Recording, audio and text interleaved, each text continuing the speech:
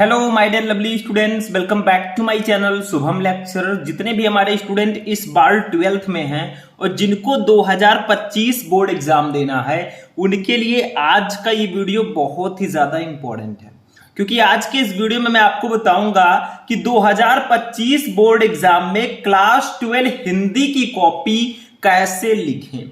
देखो स्टूडेंट, आपने बहुत अच्छी तैयारी की हो, पूरी हिंदी सब आपने तैयार कर ली हो, सारे सब्जेक्ट को तैयार कर लिया हो, लेकिन जब तक आपको कॉपी लिखने का सही तरीका नहीं पता होगा तब तक आप 95% प्लस मार्क नहीं ला सकते या बोर्ड एग्जाम में अच्छे से पास नहीं हो सकते। देखो, जैसा मैं इस वीडियो में बताऊंगा, अगर ऐसे लिखकर आओगे हिंदी की कॉपी तो आपको 100 में 99 लाने से कोई नहीं रोक सकता। और 2025 बोर्ड एग्जाम के लिए कुछ नए तरीके भी आए हैं कॉपी लिखने के, जो मैं आपको इस वीडियो में बताऊंगा। मतलब कुछ नए तरीके भी इस बार आए हैं, जैसा आपको कॉपी लिखना है वो भी मैं इस क्लास में बताने वाला हूं। तो ये वीडियो बहुत ही ज्यादा इंपॉर्टेंट है, और सिर्फ हिंदी के लिए ही नहीं, आप हिंदी के अलावा और भी जो सब्जेक्ट हैं, किसी भी सब्जेक्ट की कॉपी जब लिखेंगे तो आपको इसी मेथड का यूज करना है। तो ये तरीके आज ही जान लो, चाहे आपका हाफ ईयरली एग्जाम हो, चाहे आपका बोर्ड एग्जाम हो, सब में ऐसे ही आपको कॉपी लिखना होता है। ठीक है, देखो स्टूडेंट, ये रहा हमारा हिंदी का पेपर। ठीक है, ये रहा, ऐसे हिंदी का पेपर पूरा रहेगा। मैंने पेपर भी यहां पे ले रखा है, सेम वैसा पेपर जैसा बोर्ड एग्जाम में आता है। ठीक है, पूरे पेपर को हम लोग देखेंगे और हमारी कॉपी जरा एक नजर डाल दीजिए। ये देखिए कॉपी कितने अच्छे तरीके से लिखी गई है, आप खुद देख सकते हैं मेरे भाई। ऐसे अगर कॉपी लिखकर आओगे तो बोर्ड एग्जाम में हल्ला बोल कर आओगे। देखो, ये देखो, ऐसे आपको कॉपी लिखना होगा बोर्ड एग्जाम में। ठीक है, पूरी कॉपी मैं आपको बताऊंगा, पूरी हिंदी की कॉपी आपको कैसे लिखना है सब कुछ मैं आपको बताऊंगा।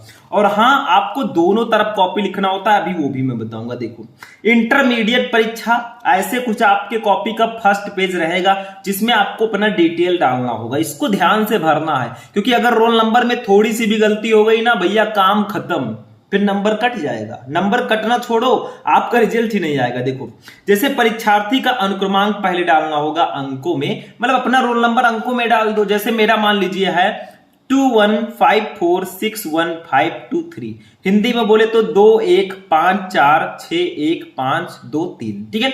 अब जब आपको शब्दों में इस अनुक्रमांक को डालना हो तो ऐसे डालना 21546152 ऐसे डालना, या ऐसे भी डाल सकते हैं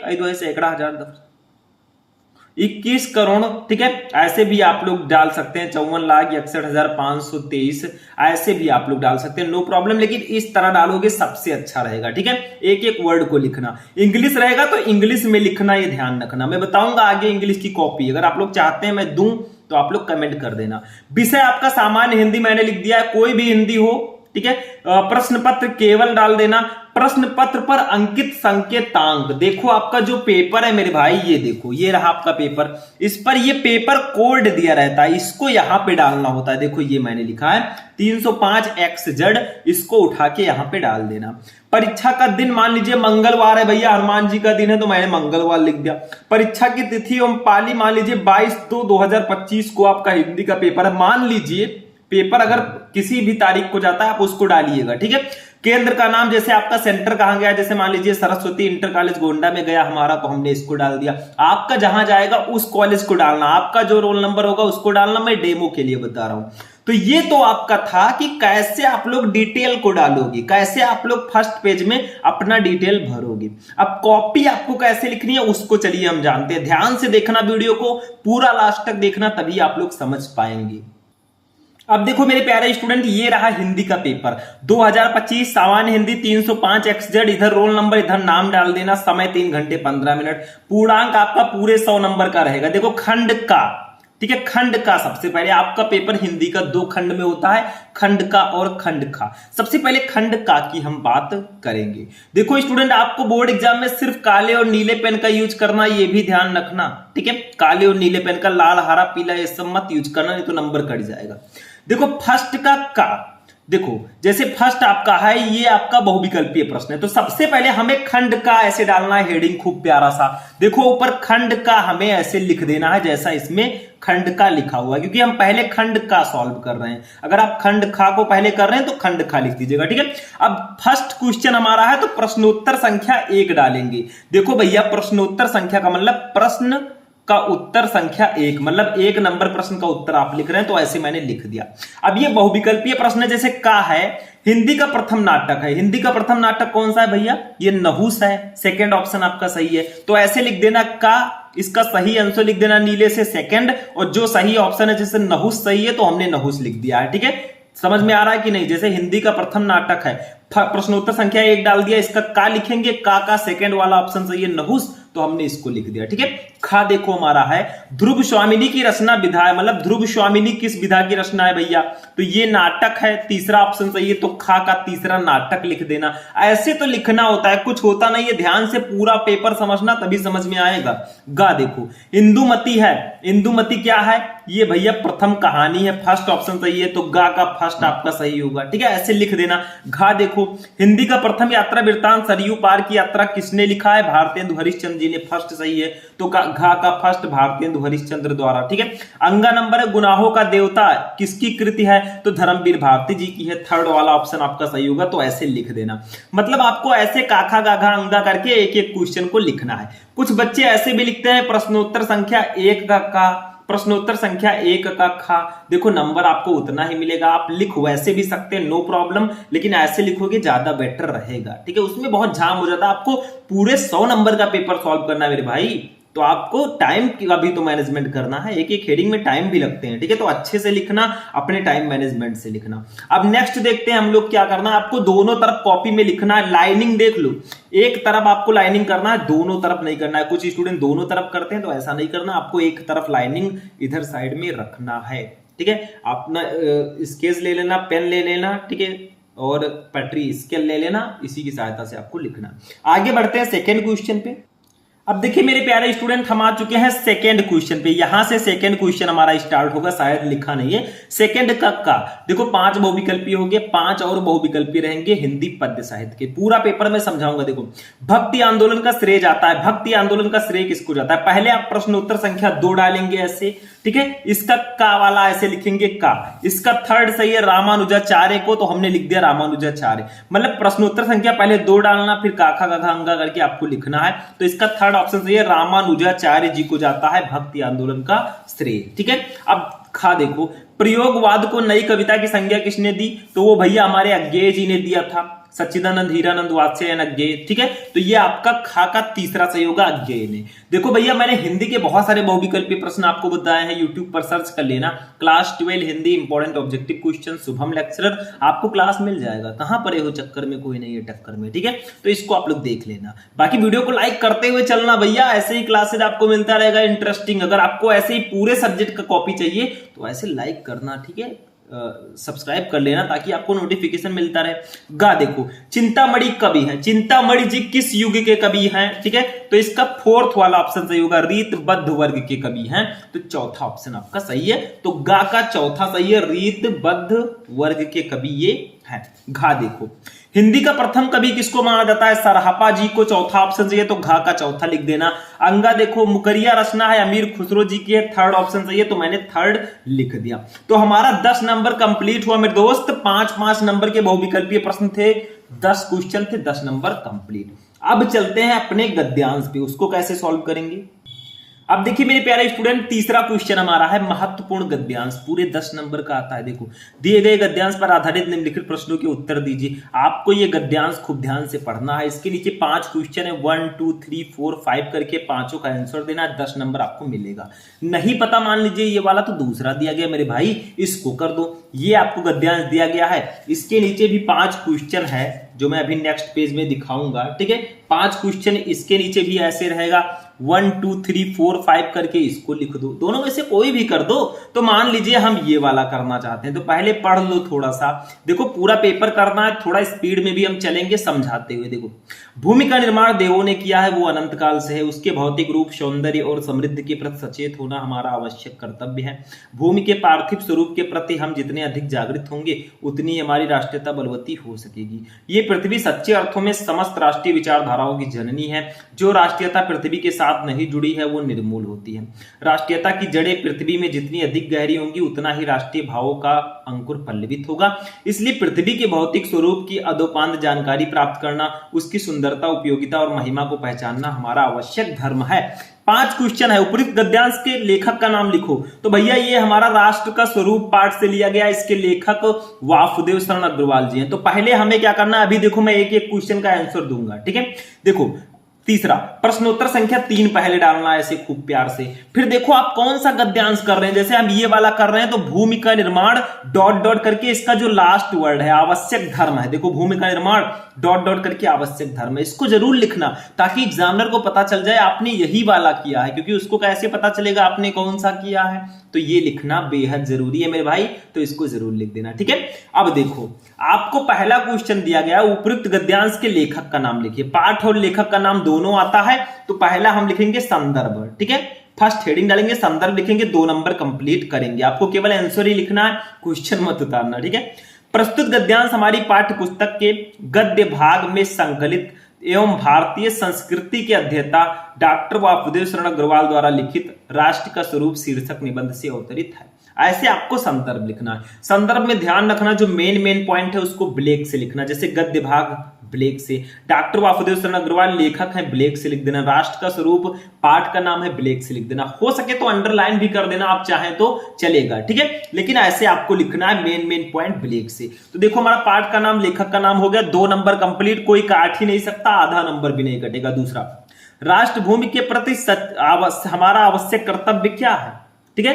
राष्ट्र भूमि के प्रति हमारा आवश्यक कर्तव्य क्या है, तो देखो यहां पे लिखा है इसकी पृथ्वी के भौतिक स्वरूप की आदोपांत जानकारी प्राप्त करना, उसकी सुंदरता, उपयोगिता और महिमा को पहचानना आवश्यक धर्म है। तो देखो लिख दो, राष्ट्र भूमि के प्रति हमारा आवश्यक कर्तव्य उसके भौतिक रूप, सौंदर्य और समृद्धि के प्रति सचेत होना है। ऐसे आपको लिख देना थोड़ा अच्छे से। देखो 2 नंबर ये भी कंप्लीट हो गया, ठीक है।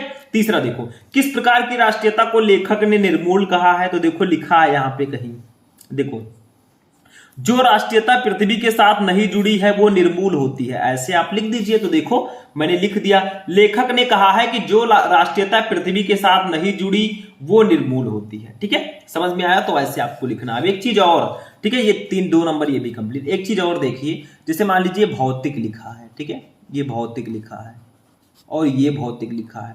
मान लीजिए आपका गलत हो गया, थोड़ा सा लिख नहीं पाए अच्छे से, तो कट आपको कैसे करना है, देखो ऐसे करना थोड़ा सा, ये नहीं कि ऐसे ऐसे ऐसे ऐसे चल रहा है, ऐसे मत करना, नहीं तो देखो कितना भद्दा लग रहा है, देखने में हाईलाइटेड है तो एग्जामिनर नंबर काट लेगा, सुंदरता घट जाएगी भाई। एक दाग होने से चेहरे की सुंदरता घट जाती है, ठीक है। आगे बढ़ते हैं, तो दाग मत लाइएगा मेरे दोस्त। चौथा क्वेश्चन देखते हैं क्या है।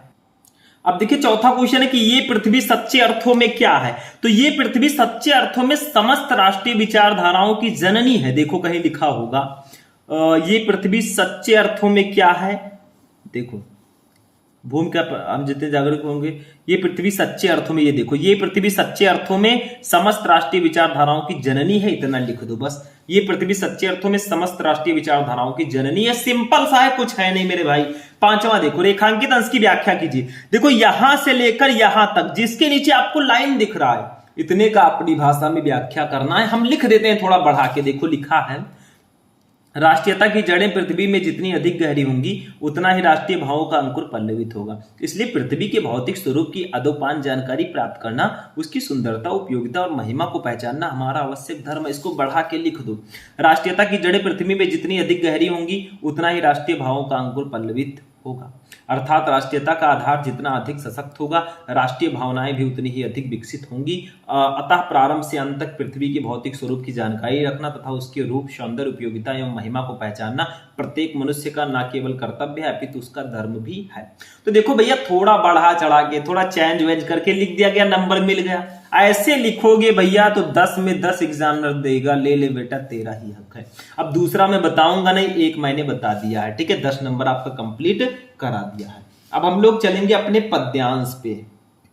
अब देखिए स्टूडेंट, हमारा जो चौथा क्वेश्चन है ये पद्यांश होगा, जैसे गद्यांश आता है वैसे पद्यांश भी रहेगा। देखो, दिए गए पद्यांश पर आधारित निम्नलिखित प्रश्नों का उत्तर दीजिए, 10 नंबर का रहेगा। जैसे देखो, लज्जाशील पथिक महिला जो कहीं दृष्टि आए, होने देना वकृत वसना को ना तू सुंदरी को, जो थोड़ी भी श्रमित हुआ हो गोद ले श्रांत खोना, होठों की ओ कमल मुख की म्लानताएं मिटाना, कोई क्लांता कृषक ललाना खेत में जो दिखावे, धीरे धीरे परस उसकी क्लांतियों को मिटाना, जाता कोई जलद यदि हो व्योम में तो उसे ला छाया द्वारा सुखित करना, तप्त भूतांगना को। पवन दूती का पाठ का ये भैया है हमारा पद्यांश, ये भी वही सेम रहता है, बस हिंदी पद्य से रहेगा। देखो पद्यांश दिया गया, 5 क्वेश्चन रहेंगे इसके नीचे, नहीं पता तो अथवा दिया गया है, जल पंजरगत अब अरे अधीर अभागी, ठीक है। तो चलो हम इसको करते हैं, ऊपर वाला देखो, पहले प्रश्नोत्तर संख्या 4 डालो प्यार से, खूब प्यार से, ठीक है। फिर लज्जाशीला डॉट डॉट करके भूतांगना को इसको लिख दो भैया, क्योंकि आप यही वाला कर रहे हो। अब देखो कहा जा रहा है, ये पवन दूतिका चैप्टर से, राधा जी पवन से कहती हैं कि लज्जाशील पथिक महिला जो कहीं दृष्टि आवे, वो कृष्ण जी से कुछ बताने के लिए पवन को भेजती हैं। फिर कहती हैं अगर तुम्हें रास्ते में कोई लज्जाशील महिला दिखाई देती है, लाजवंती स्त्री दिखाई देती है, होने देना विकृत वसना तो ना तू सुंदरी को, तो इतनी तेजी से मत बहना कि उसके वस्त्र अस्त व्यस्त हो जाएं। जो थोड़ी भी श्रमित हुआ हो गोद ले श्रांति खोना, अगर वो थोड़ी सी भी थकी दिखाई दे तो तुम उसको अपनी गोद में लेकर उसकी थकावट को मिटा देना, होठों की वो कमल मुख की म्लानताएं मिटाना, और उसके कमल सदृश मुख और होठ की जो मुरझाहट है उसको मिटा देना। कोई क्लांता कृषक ललाना खेत में जो दिखावे, अगर कोई किसान की स्त्री, थकी हुई किसान की स्त्री तुम्हें खेत में दिखाई देती है, धीरे धीरे परस उसकी क्लांतियों को मिटाना, तो धीरे धीरे उसे स्पर्श करके उसकी क्लांतियों को मिटा देना, क्योंकि पवन वायु है, अगर कोई मेहनत कर रहा है और हवा चल जाए भाई कितना मजा आएगा, ठीक है। जाता कोई जलद यदि हो व्योम में तो उसे ला, और अगर कोई बादल आकाश में जा रहा होगा तो छाया द्वारा सुखित करना, तब तो भूतांगना को, तो उसको लाना और छाया द्वारा उस स्त्री को सुखित कर देना। अब देखो एक एक क्वेश्चन का आंसर देंगे, हमने ऐसे लिख दिया। पहला क्वेश्चन देखो, दिए गए पद्यांश के कवि एवं कविता का नाम लिखो, तो संदर्भ लिखेंगे खूब प्यार से, फर्स्ट लिखकर संदर्भ। देखो प्रस्तुत पद्यांश आप ऐसे भी लिख सकते हैं, पाठ का नाम कवि का नाम, कोई दिक्कत नहीं है, लेकिन संदर्भ लिख दो ज्यादा बेटर रहेगा। प्रस्तुत पद्यांश महाकवि अयोध्या सिंह उपाध्याय हरिओद द्वारा रचित प्रिय प्रवास से हमारी पाठ्य पुस्तक के पद्य भाग में संकलित पवन दूतिका शीर्षक काव्यांश से अवतरित है। मतलब ये जो पद्यांश है ये अयोध्या सिंह उपाध्याय द्वारा लिखित प्रिय प्रवास से हमारे पाठ्य पुस्तक के पद्य भाग में संकलित पवन दूतिका शीर्षक से अवतरित है। 2 नंबर कंप्लीट। दूसरा देखो, राधा पवन दूतिका से राह में पथिकों के साथ कैसा व्यवहार करने को कहती हैं, तो राधा पवन दूतिका से कह रही हैं कि यदि मार्ग में कोई लाजवंती स्त्री दिखाई दे तो उसके वस्त्र को मत उड़ाना, और अगर थकी हुई प्रतीत हो तो उसकी थकावट को दूर कर देना। बस हो गया। तीसरा देखो, चैप्टर आप पढ़े रहोगे तो इसका आंसर बहुत आसानी से दोगे। तीसरा, इस पद्यांश में कवि ने किसका चित्रण किया है, तो प्रस्तुत पद्यांश में कवि ने एक और राधा के विरह व्यथा का चित्रण किया है, तो दूसरी ओर उन्हें समाज की पीड़ा से भी व्याकुल दिखाया है। बस हो गया मेरे भाई, 3 क्वेश्चन हो गया, 2-2 नंबर हो गया हमारा। अभी 2 क्वेश्चन और है, इसको देख लेते हैं हम।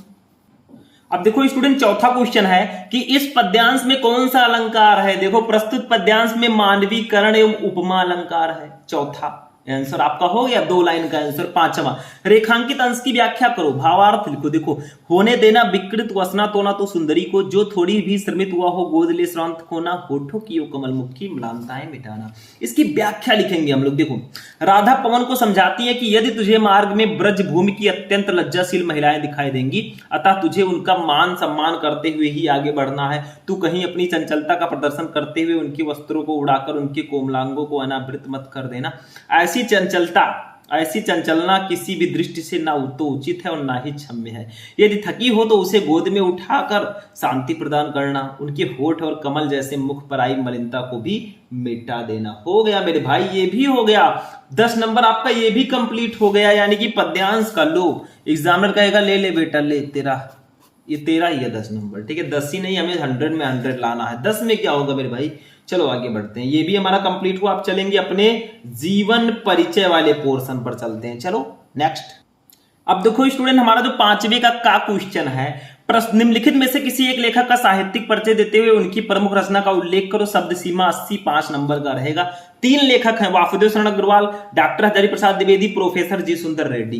तीनों में से किसी एक का साहित्यिक परिचय देते हुए आपको उनकी रचना लिखना है भैया। 10 नंबर कंप्लीट। देखो ऐसे आपको लिखना है। प्रश्नोत्तर संख्या 5 का का डालना। देखो 5 का का है, हम वासुदेव शरण अग्रवाल जी का लिख रहे हैं तो हम फर्स्ट लिखकर वासुदेव शरण अग्रवाल हेडिंग डाल देंगे। देखो जब भी आप लेखक या कवि का जीवन परिचय लिखे, साहित्यिक परिचय ही लिखें, तो छोटा सा हेडिंग आपको पहले जीवन परिचय लिखना है, फिर साहित्यिक परिचय, फिर उनकी रचनाओं को लिखना है। देखो हमने जीवन परिचय लिखा, थोड़ा हम लोग गियर को चेंज करेंगे क्योंकि पूरा पेपर हमें देखना है। 19-20 मिनट का ऑलरेडी क्लास हो चुका है। देखो डॉक्टर वासुदेव शरण अग्रवाल का जन्म सन 1904 ईस्वी में मेरठ जनपद के खेड़ा नामक ग्राम में हुआ था। इनकी प्रारंभिक शिक्षा लखनऊ में हुई। भारतीय संस्कृत और पुरातत्व का ये महान पंडित एवं साहित्यकार सन 1967 में परलोक सिधार गया। साहित्यिक परिचय में इनका साहित्य में कैसा परिचय, देखो भैया आप यूट्यूब पे सर्च कर लेना, क्लास 12 हिंदी इंपॉर्टेंट जीवन परिचय, आपको मिल जाएगा क्लास। बस ये बोल देना क्लास 12 हिंदी इंपॉर्टेंट जीवन परिचय शुभम लेक्चरर, आपको जीवन परिचय मिल जाएगा। गद्यांश चाहिए, क्लास 12 हिंदी इंपॉर्टेंट गद्यांश शुभम लेक्चरर, जो भी सर्च करना है पीछे शुभम लेक्चरर लगाओ, वीडियो पाओ, क्या करना है। साहित्यिक परिचय देखो, साहित्य में इनका परिचय कैसा, ये मेन होता है।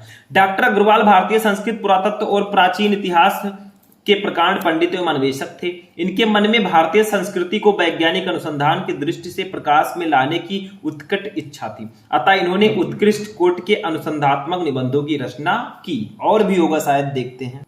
अब आगे देखो क्या है, थोड़ा सा और है। इनके अधिकांश निबंध प्राचीन भारतीय इतिहास और संस्कृति से संबद्ध हैं। इन्होंने अपने निबंधों में प्रागैतिहासिक, वैदिक एवं पौराणिक धर्म का उद्घाटन किया। जायसी के पद्मावत पर इनकी टीका सर्वश्रेष्ठ मानी जाती है। इन्होंने बाणभट्ट के हर्षचरित का सांस्कृतिक अध्ययन भी प्रस्तुत किया। भैया इनका परिचय कैसा है, क्या क्या किया, ये सब साहित्यिक परिचय में लिखना है। रचनाओं पे चलते हैं, रचनाएं मेन है ये भी। इनकी प्रमुख रचनाएं निम्न है। निबंध संग्रह, ऐसे हेडिंग डाल डाल के खूब सुंदर लिखना है।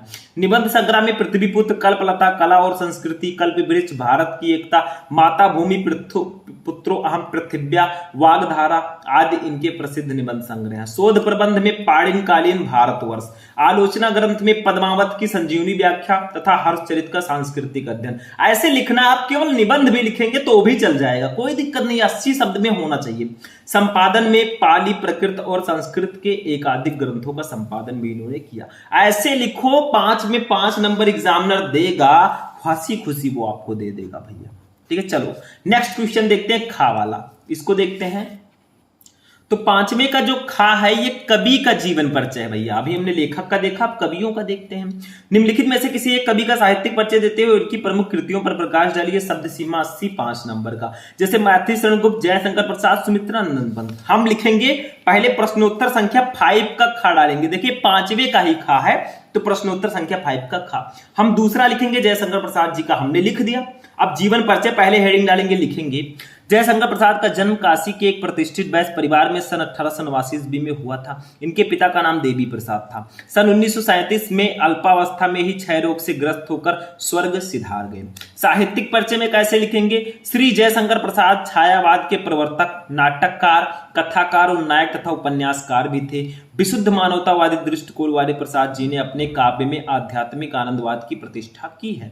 प्रेम और सौंदर्य इनके काव्य के प्रमुख विषय रहे हैं, किंतु मानवीय संवेदना उनकी कविता का प्राण है। बस हो गया मेरे भाई साहित्यिक परिचय। देखते हैं आगे भी है कि नहीं है। अब देखिए स्टूडेंट, थोड़ा सा और है। प्रसाद जी ने नाटक, उपन्यास, कहानी, निबंध आदि सभी साहित्यिक विधाओं पर अपनी लेखनी चलाई और अपने कृतित्व से इन्हें अलंकृत किया। रचनाएं बहुत प्यारी प्यारी इन्होंने लिखी हैं, बहुत फेमस हैं।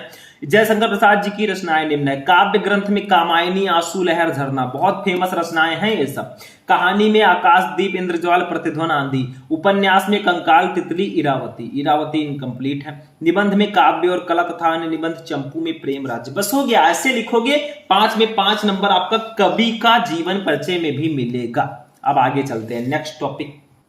अब देखिए स्टूडेंट, नेक्स्ट टॉपिक है 6 नंबर। ये कहानी है, नंबर फिक्स होता है। देखो ध्रुव यात्रा अथवा पंचलाइट कहानी का उद्देश्य लिखिए, 5 नंबर नहीं पता है, शब्द सीमा 80 रहेगा। बहादुर कहानी का संक्षिप्त कथानक अपने शब्दों में लिखिए। मतलब चाहे आप ध्रुव यात्रा कहानी का उद्देश्य लिखें, चाहे पंचलाइट कहानी का उद्देश्य लिखें, या बहादुर कहानी का सारांश लिखें, तीनों में से एक ही करना है। तीनों कहानी पढ़ लो, काम खत्म। देखो हम लिखेंगे प्रश्नोत्तर संख्या 6 पहले डालेंगे, ठीक है, फिर बहादुर कहानी का हम सारांश लिखना चाहते हैं तो ये वाला हम लिखेंगे, बहादुर कहानी का संक्षिप्त कथानक या बहादुर कहानी का सारांश। देखो इसमें लिखना कैसे है। अमरकांत जी द्वारा लिखी कहानी बहादुर एक मध्यम वर्गीय परिवार में नौकर के साथ परिवारजनों द्वारा किए गए अत्यधिक कटु व्यवहार की कहानी है। लेखक ने स्वयं को कहानी का पात्र बनाते हुए कहानी की आत्मकथात्मक रूप से रचना की है। देखो मैं बहुत विस्तार से नहीं जाऊंगा क्योंकि मैं काफी लिखना सिखा रहा हूं। बहादुर कहानी का सारांश मैं पहले ही आपको पढ़ा चुका हूं। देखो, अपने से संपन्न रिश्तेदारों के घर नौकर द्वारा जुटाई सुविधा एवं शान को देखकर लेखक की पत्नी निर्मला स्वयं भी एक नौकर रखना चाहती है। बहादुर नेपाल का 12 से 13 साल का लड़का है जो अपनी मां के दुर्व्यवहार से तंग आकर घर छोड़कर शहर चला आता है और निर्मला के घर परिवार में नौकर रख लिया जाता है। निर्मला और उसका परिवार बहादुर के प्रति पहले तो बहुत अच्छा व्यवहार करते हैं, परंतु धीरे धीरे कठोरता बरतने लगते हैं। अब आगे भी देखिए, वो घर का सारा काम करता है, इसके बावजूद उसके साथ गाली गलौज से मारपीट तक की नौबत आ जाती है। झूठी चोरी का इल्जाम लगाकर उसे अपमानित किया जाता है और पीटा जाता है। अंततः बहादुर घर छोड़कर चला जाता है। अब परिवार के सभी सदस्य उसको ढूंढते हैं क्योंकि उसके कारण सब आराम की आदी हो चुके हैं। बहादुर की उपयोगिता देखकर सभी अब अपना घरेलू कार्य करने से घबराते हैं। बहादुर के घर छोड़ जाने पर वे सभी पश्चाताप करते हैं तथा अच्छा व्यवहार करने की सोचते हैं, परंतु अब पछताए होत क्या जब चिड़िया चुग गई खेत। कहा गया है ना, बहादुर में सहनशीलता और स्वाभिमान की भावना कूट कूट कर भरी हुई है। उसके इसी चरित्र के कारण ये कहानी हमें प्रिय है। बस हो गया, ऐसे ही आपको लिखना है। 5 नंबर आपका कहानी का भी कंप्लीट रहेगा। नेक्स्ट टॉपिक देखते हैं। अब देखिए स्टूडेंट, नेक्स्ट टॉपिक जो है 7वां, स्वपठित खंड काव्य के आधार पर किसी एक खंड के एक प्रश्न का उत्तर दो। शब्द सीमा 80, 5 नंबर। मतलब ये खंड काव्य है। अब मैं बता दूं मेरे दोस्त कि यूपी में जितने भी जिले हैं उसमें अलग अलग खंड काव्य होते हैं। कुछ जिलों में मुक्त यज्ञ है, किसी में रश्मि रथी है, किसी में सत्य की जीत है, किसी में त्यागपति है, किसी में श्रवण कुमार है, किसी में आलोक वृत्त है। आप किस जिले से हैं, आप में कौन सा खंड काव्य, फटाफट कमेंट करना। हम त्यागपति को थोड़ा सा समझ लेते हैं। चौथा, मान लीजिए हमारे यहाँ त्यागपति है, तो त्यागपति के आधार पर हर्षवर्धन का चरित्र चित्रण करना है या आपको त्यागपति की कथा वस्तु संक्षेप में लिखना, मतलब दोनों में से एक ही करना है। तो प्रश्नोत्तर संख्या पहले 7 डालेंगे, 7 का चौथा हम कर रहे हैं। देखो हम त्यागपति कर रहे हैं, हमारे में मान लीजिए त्यागपति, आप में अगर श्रवण कुमार है उसको लिख देना। देखो यही एक टॉपिक होता है जो थोड़ा डिफरेंट होता है। तो चौथा, हम त्यागपति खंडकाव्य की कथा वस्तु लिख रहे हैं, ये हम लिख रहे हैं, ठीक है। तो ऐसे हम हेडिंग डालेंगे। इसमें कई सर्ग हैं, जैसे प्रथम सर्ग ये है, देखो मैं इसको पढ़ूंगा नहीं क्योंकि ये सबके लिए अलग अलग होता है, आप में कोई दूसरा होगा, ठीक है। तो कोई फायदा विशेष है नहीं, मैं बता देता हूं तरीका कैसे लिखना है। तो ये ऐसे आपका हो गया, ठीक है। उसके बाद में थोड़ा सा और समझ लेंगे। ये देखो, ये ऐसे आपको द्वितीय सर्ग हेडिंग डाल के लिख देना, जैसा यहाँ पे लिखा हुआ है खूब प्यार से, ठीक है। ऐसे आपको जैसे मैं दिखा रहा हूं ऐसे ही आप लिख कर आएंगे। और एक चीज और ध्यान रखना है, आपको दोनों साइड में कॉपी में लिखना है, ऐसा नहीं कि एक साइड आप छोड़ दें, ठीक है। फिर उसके बाद में ये तृतीय सर्ग हो गया और शायद हमारा यहीं पे फिनिश भी हो चुका है, ठीक है। ये हमारा 3 सर्ग है इसमें। तो ऐसे आपको लिखना है, ये आप में अलग अलग होता है आपके जिले में। तो हमारा खंड का जो है वो कंप्लीट हो चुका है। यहीं पे जो है हमारा खंड का कंप्लीट हुआ, यानी कि 50 नंबर का पेपर हो गया। 10 नंबर का बहुविकल्प, 10 नंबर का गद्यांश, 10 नंबर का पद्यांश, 10 नंबर का जीवन परिचय, 5 नंबर का कहानी, 5 नंबर का खंड काव्य, टोटल 50 नंबर हो गया, ठीक है। अब खंड खा पे हम लोग चलेंगे। खंड का कंप्लीट हुआ, अब खंड खा को कैसे लिखेंगे वो भी जानेंगे। देखो क्लास लॉन्ग होगा लेकिन क्लास बहुत इंपॉर्टेंट है। आज देख लिया तो बोर्ड एग्जाम तक आपको फिर देखने की जरूरत नहीं पड़ेगी। अब देखिए मेरे प्यारे स्टूडेंट, हम लोग चलते हैं खंड खा पे। 8वें का क्वेश्चन जो है ये हिंदी संस्कृत का गद्यांश आता है। जैसे देखो, दिए गए संस्कृत गद्यांशों में से किसी एक का संदर्भ हिंदी में अनुवाद करो भैया, 7 नंबर का आएगा। एक गद्यांश ये दिया है, दूसरा अथवा लगाकर ये दिया है। आप कौन सा करना चाहते हैं, जो आपको पता हो कर दो, ठीक है। देखो हम पहले खंड खा डालेंगे ऐसे, फिर प्रश्नोत्तर संख्या 8 का डालेंगे। हम कर रहे हैं ये बौद्ध युगे वाला, ठीक है। पंचशील सिद्धांता से ये लिया गया है, तो बौद्ध युगे, ठीक है। तो हम करेंगे क्या, देखो बौद्ध युगे डॉट डॉट करके गृहीतवंता, ऐसे हम लिखेंगे स्वरूप गृहीतवंता। फिर आपको संदर्भ के साथ, देखो संदर्भ के साथ हिंदी में अनुवाद करना है, तो पहले संदर्भ लिखेंगे। प्रस्तुत गद्यांश हमारी पाठ्य पुस्तक के संस्कृत भाग में संकलित पंचशील सिद्धांता नामक पाठ से अवतरित है, ठीक है। फिर हम क्या करेंगे, इस संस्कृत का अनुवाद लिखेंगे, ठीक है। मैं आपको ऐसे नहीं बताऊंगा लेकिन अनुवाद में बता देता हूं। देखो इसका अनुवाद क्या होगा? बौद्ध युग में ये सिद्धांत व्यक्तिगत जीवन की उन्नति के लिए प्रयुक्त थे, किंतु आजकल ये सिद्धांत राष्ट्रों की पारस्परिक मैत्री एवं सहयोग के आधार तथा विश्व बंधुत्व और विश्व शांति के साधन है। राष्ट्र नायक श्री जवाहरलाल नेहरू के प्रधानमंत्रित्व काल में चीन के साथ भारत की मैत्री पंचशील सिद्धांतों के आधार पर ही हुई थी, क्योंकि दोनों ही देश बौद्ध धर्म में आस्था रखते थे। आधुनिक विश्व में पंचशील सिद्धांतों ने नया राजनीतिक स्वरूप ग्रहण कर लिया है। तो ऐसे आप लोग कर दो 7 नंबर आपका कंप्लीट। चलो आगे बढ़ते हैं, नेक्स्ट क्वेश्चन। अब देखो मेरे प्यारे स्टूडेंट, हमारा खा वाला जो है ये हिंदी संस्कृत का पद्यांश है। ये 7 नंबर फिक्स होता है। आप सुभाषित रत्नानी चैप्टर के सारे श्लोक पढ़ लो, एक आध चैप्टर में और श्लोक है उसको पढ़ लो, काम खत्म। देखो 2 श्लोक है, भाषा सुमिख्या मधुरा दिव्य गीर्वाण भारती तस्या ही मधुरम काव्यम तस्मादप शुभाषितम, अथवा लगा है परोक्षे कार्य अंतरम प्रत्यक्षे प्रिय वादनम वर्जिता दृश्यम मित्रम विस्कुंभम पयोमुखम। दोनों में से जो आप चाहें कर सकते हैं। प्रश्नोत्तर संख्या 8 का खा डालेंगे। हम कर रहे हैं भाषा सुमुख्या वाला, ये वाला कर रहे हैं, दोनों इजी है। डॉट डॉट सुभाषितम लिखेंगे, फिर संदर्भ लिखेंगे। देखो प्रस्तुत पद्यांश हमारी पाठ्य पुस्तक के संस्कृत भाग में संकलित सुभाषित रत्नानी नामक पाठ से अवतरित है। दोनों एक ही चैप्टर से हैं। फिर अनुवाद लिखेंगे, भाषा सुमुख्या मधुरा दिव्य गीर्वाण भारती तस्या ही मधुरम काव्यम तस्मादप शुभाषितम। मतलब भाषाओं में संस्कृत सबसे प्रधान, मधुर और अलौकिक है, उससे अधिक मधुर उसका काव्य है और उस काव्य से अधिक मधुर उसके सुभाषित वचन है। बस हो गया भैया, ऐसे आपको करना है। ये भी हमारा टॉपिक फिनिश हुआ। 7 नंबर कंप्लीट, छोटा सा था। चलो आगे बढ़ते हैं, नेक्स्ट टॉपिक। अब देखो स्टूडेंट 9 नंबर टॉपिक है, ये हिंदी व्याकरण का मुहावरा है। देखो निम्नलिखित मुहावरों में से किसी एक का अर्थ लिखकर वाक्य प्रयोग करो, 2 नंबर। तो प्रश्नोत्तर संख्या 9 डालो। हम मान लीजिए पहला कर रहे हैं, एक म्यान में 2 तलवार। क्वेश्चन 4 है, करना एक ही है। तो एक म्यान में 2 तलवार ऐसे लिखेंगे, फिर इसका अर्थ लिखेंगे। एक वस्तु के स्थान पर 2 रखने की चेष्टा करना, फिर वाक्य प्रयोग करेंगे। स्पष्ट बताओ तुम मेरा साथ दोगे या मेरे दुश्मन का, क्योंकि एक म्यान में 2 तलवार नहीं रह सकती। देखो ये क्वेश्चन आपका इस वाक्य में आना चाहिए, वाक्य प्रयोग हो चुका है। 10 नंबर क्वेश्चन देखो, ये आपठित गद्यांश आया है भैया, पूरे 5 नंबर का ये आता है। देखो ध्यान से पढ़ो, जैसे ये हमारा आपठित गद्यांश है यहां से यहां तक। इसके नीचे 3 क्वेश्चन है, तीनों का आंसर दो। आंसर आपको इसी गद्यांश में मिलेगा। 5 नंबर 1 2 2 5 नंबर मिलेगा। नहीं जानते तो अथवा लगा है, ये दूसरा वाला आप कर दो भैया। इसके नीचे भी 3 क्वेश्चन है। तो मान लीजिए हम ये वाला करना चाहते हैं, तो प्रश्नोत्तर संख्या 10 डालेंगे ऐसे, खुद ध्यान से, ठीक है। प्रश्नोत्तर संख्या 10 का देखो हम यहाँ पे का रहना चाहिए, चलो नहीं लिखा तो प्रश्नोत्तर संख्या 10 डालेंगे, ठीक है। का होगा तो का लिख दीजिएगा, ठीक। जैसे देखो ध्यान से समझना, ये शायद हाँ प्रश्नोत्तर संख्या 10 डाल देना, ठीक है। जैसे ये हम कर रहे हैं मुल्ला नसीरुद्दीन वाला, लास्ट में है सोच वाला होता है, ठीक है, होता है, मैंने लिख दिया। क्वेश्चन देखो, पहले इसको पढ़ लें थोड़ा सा। देखो, मुल्ला नसीरुद्दीन को अरब के सुल्तान हमेशा अपने साथ रखते थे। उनकी हाजिर जवाबी सुल्तान को बहुत भाती थी। वो सदा दूसरों को हंसाते थे। वे कहते थे एक मुस्कुराहट से हम दूसरे व्यक्ति के मुख पर मुस्कुराहट ला सकते हैं, अनजान को अपना बना सकते हैं। हंसना मुस्कुराना मनुष्य का वास्तविक स्वभाव है। नन्हा शिशु बिना किसी कारण के मुस्कुराता है, उसकी हंसी निर्मल और स्वार्थहीन होती है। लेकिन जैसे जैसे शिशु बालपन और किशोरावस्था की ओर बढ़ता है, उसकी हंसी कम हो जाती है। टेंशन हो जाता है भाई बड़े होने पर। युवावस्था आते आते चेहरे पर तनाव अपनी जगह बनाने लगता है। फिर मुस्कान ईद का चांद बन जाती है। एक शेर है, खुल के हंसना तो सबको आता है, लोग तरसते हैं एक बहाने को।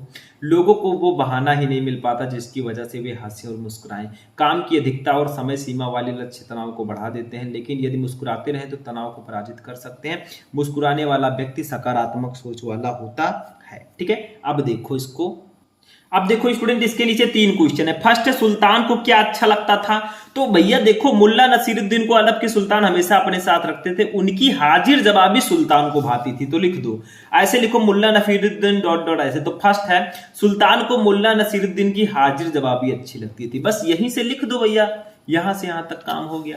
दूसरा, नन्हे शिशु की मुस्कान कैसी होती है? देखो, उसकी मुस्कान, उसकी हंसी निर्मल और स्वार्थहीन होती है। तो नन्हे शिशु की मुस्कान निर्मल और स्वार्थहीन होती है। तीसरा, तनाव को बढ़ावा कैसे मिलता है? काम की अधिकता। देखो, काम की अधिकता और समय सीमा वाले लक्ष्य तनाव को बढ़ावा देते हैं। तो देखो, काम की अधिकता और समय के अभाव के कारण तनाव को बढ़ावा मिलता है। बस हो गया, ऐसे लिखोगे, नंबर आपको पूरे के पूरे मिलेंगे। नेक्स्ट टॉपिक पे चलते हैं। अब देखो स्टूडेंट, हमारा 11 नंबर का है। देखो, निम्नलिखित शब्द युग्मों का सही अर्थ चयन करके लिखो। भैया ये शब्द युग्म है, इसका फर्स्ट क्वेश्चन है अंश अंश। पहले आप प्रश्नोत्तर संख्या 11 का डालेंगे, ठीक है। फर्स्ट है अंश अंश, इसका सही अर्थ क्या होगा? जो पहले उसका अर्थ पहले, जो बाद में उसका अर्थ बाद में। तो इसका भाग और कंधा होता है, का वाला ऑप्शन सही होगा। तो फर्स्ट का सही है, भाग कंधा, ऐसे लिखना है जैसे आपने हिंदी का बहुविकल्पीय प्रश्न किया था। दूसरा तरणी तरणी, इसका सही अर्थ क्या होगा? तो इसका गा वाला सही अर्थ होगा सूर्य और नाव, तो सूर्य और नाव मैंने लिख दिया। प्रश्नोत्तर संख्या, अब देखो इसका खा है 11 का खा, ऐसे लिख देना, ठीक है। इसमें देखो निम्नलिखित शब्दों में से किसी एक शब्द के दो अर्थ लिखिए, चारों में से किसी एक शब्द के दो अर्थ लिखना है, 2 नंबर मिलेगा। अनेकार्थी शब्द जिसको बोलते हैं, तो अली, अली को हम किन नामों से जानते हैं? भौरा, सखी, बिच्छू, बस यही लिख दो, काम खत्म। 11 का गा देखो, निम्नलिखित वाक्यांशों के लिए एक शब्द का चयन करके लिखो, जैसे फर्स्ट है घृणा के योग्य, तो प्रश्नोत्तर संख्या 11 का गा डालेंगे। फर्स्ट है घृणा के योग्य, उसको घृणित बोलते हैं, का, तो फर्स्ट का सही है घृणित। दूसरा है जो जीता ना जा सके भैया वो अजय है, तो इसका का सही है अजय, दूसरे का हो गया काम, सिंपल सा है, तो ये आपका गा भी हो गया। नेक्स्ट देखते हैं।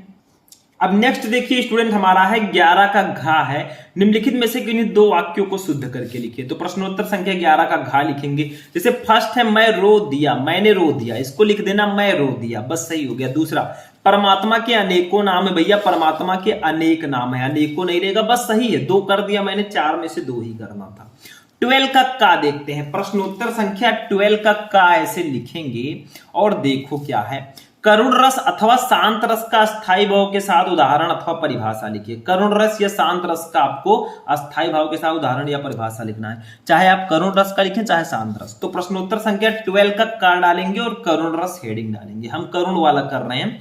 तो करुण रस का स्थायी भाव शोक है, जब शोक नामक स्थायी भाव विभाव, अनुभाव और संचारी भाव से संयोग करता है तब करुण रस की उत्पत्ति होती है। इसका उदाहरण लिख दो, क्यों छलक रहा दुख मेरा उषा की मृदु पलकों में, हाँ उलझ रहा सुख मेरा संध्या की घन अलकों में, बस हो गया मेरे भाई, रस हो गया। नेक्स्ट टॉपिक देखो 12 का खा है, अनुप्रास अथवा उत्प्रेक्षा अलंकार का लक्षण अथवा उदाहरण लिखिए, 2 नंबर। तो प्रश्नोत्तर संख्या 12 का खा डालेंगे, अनुप्रास अलंकार हम कर रहे हैं। देखो वो अलंकार जिसमें समान वर्णों की बार बार आवृत्ति हो अनुप्रास अलंकार कहलाता है। उदाहरण देखो, चारुचंद्र की चंचल किरणें खेल रही थी जल थल में। स्पष्टीकरण क्या है, आखिर ये क्यों अनुप्रास है? देखो स्पष्टीकरण में यही लिखना होता है, क्यों स्पष्ट करो। इन पंक्तियों में चा वर्ण की बार बार आवृत्ति हुई है, अतः यहाँ अनुप्रास अलंकार है, क्योंकि अनुप्रास अलंकार क्या होता है? वो अलंकार जिसमें समान वर्ण की बार बार आवृत्ति हो अनुप्रास अलंकार होगा। तो इसमें चा वर्ण कई बार आया है, तो ये अनुप्रास अलंकार होगा। चलिए आगे बढ़ते हैं। नेक्स्ट, अब देखिए स्टूडेंट, हमारा नेक्स्ट है गा वाला, चौपाई अथवा दोहा छंद का मात्रा सहित उदाहरण एवं लक्षण लिखिए, 2 नंबर। तो हम प्रश्नोत्तर संख्या 12 का गा डालेंगे, दोहा हम कर रहे हैं। देखो दोहा अर्धसमात्रिक छंद है, इसमें 4 चरण होता है, इसके पहले और तीसरे चरण में 13 मात्राएं और दूसरे एवं चौथे चरण में 11 मात्राएं होती हैं। उदाहरण देखो, जैसे मेरी भव बाधा हरो राधा नागर सोई, जातन की झाई परे श्याम हरित तुतु होई। ठीक है, इसमें मात्रा गिनोगे तो पहले और तीसरे चरण में 13 होंगे। देखो 2 2 4 1 5 1 6 2 8 2 10 11 2 13। तीसरा है ये चरण है 2 1 3 1 4 2 6 2 8 2 10 11 2 13। तो पहले तीसरे में 13, दूसरे और चौथे में 11 2 2 4 2 6 1 7 1 8 2 10 11 और 2 1 3 1 4 1 5 6 7 8 2 10 11। ये आपका हो गया। तो अगर आपको रस छंद अलंकार को एक ही वीडियो में कंप्लीट करना तो यूट्यूब पर सर्च कर लेना रस छंद अलंकार शुभम लेक्चरर, आपको तीनों एक ही वीडियो में मिल जाएगा और उस वीडियो को देखने के बाद आपका 6 नंबर कंप्लीट भी हो जाएगा। चलिए आगे बढ़ते हैं नेक्स्ट टॉपिक। अब देखो स्टूडेंट, हमारा 13 नंबर क्वेश्चन है पत्र लेखन। अब हम आ रहे हैं अपने लास्ट में धीरे धीरे, इसके बाद निबंध है, बस पेपर खत्म। देखो, किसी स्कूल के प्रबंधक को लिपिक के पद पर अपनी नियुक्ति हेतु एक आवेदन पत्र लिखो, 6 नंबर का आएगा। अथवा लगाए वो नहीं जानते तो ये कर दो। अपना कुटीर उद्योग प्रारंभ करने हेतु किसी बैंक के प्रबंधक को ऋण प्रदान करने के लिए एक पत्र लिखो। तो हम प्रश्नोत्तर संख्या 13 पहले डालेंगे और लिखेंगे अपना कुटीर उद्योग प्रारंभ करने के हेतु बैंक के प्रबंधक को ऋण प्रदान करने के लिए एक पत्र। ठीक है, ऐसे हम लिख देंगे। अब देखो पहले क्या लिखेंगे, सेवा में प्रबंधक, किस बैंक के प्रबंधक से आप ऋण चाहते हैं? Punjab National Bank, Civil Lines, Faizabad. आप एड्रेस कुछ भी लिख सकते हैं। विषय क्या है, आप क्यों किस विषय पर आपका क्या है आपका विषय? ऋण प्राप्ति हेतु आवेदन पत्र, हमें कर्जा चाहिए। महोदय अब अपना प्रॉब्लम लिखो, अपनी सारी चीजें लिखो। सभी ने निवेदन है कि अवध विश्वविद्यालय से बीए की परीक्षा प्रथम श्रेणी से उत्तीर्ण करने के बाद अब तक मुझे कहीं रोजगार प्राप्त नहीं हो सका है।